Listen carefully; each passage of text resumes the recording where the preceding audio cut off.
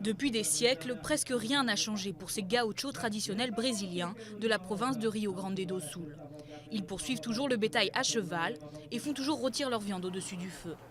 Le terme gaucho concerne tous ceux qui sont nés dans cet état et chaque année, les hommes et femmes qui souhaitent faire perdurer la tradition se réunissent lors d'un immense festival à Porto Alegre, la capitale. Ils y construisent des maisons en bois et s'habillent comme ils l'ont toujours fait. Être gaucho aujourd'hui, c'est d'abord un sentiment. C'est celui d'appartenir à une communauté. Et pas simplement le fait d'être quelqu'un né dans cette région ou dans cet état. Si dans la région, certains continuent à vivre de façon traditionnelle, la ville dans l'ensemble a oublié sa culture passée. Le festival agit donc comme une piqûre de rappel, un enseignement aussi pour les plus jeunes sur la façon dont vivaient leurs ancêtres. Au départ, c'est compliqué de partager ce sentiment avec eux. On n'a pas de jeux vidéo sur les gauchos, mais il faudrait en créer un, tout comme un film.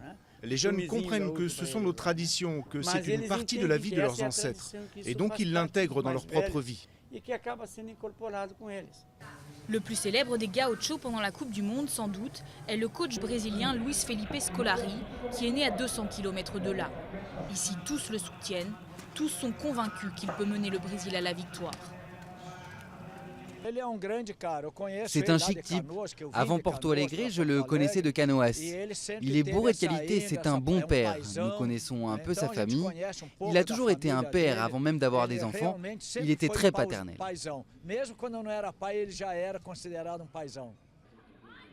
Les rues du festival, tout comme le reste du pays, sont déserts, car quand les joueurs de Scolari jouent, tout le monde est scotché devant le petit écran. En cas de victoire, quoi de mieux qu'un petit pas de danse traditionnel pour fêter ça ?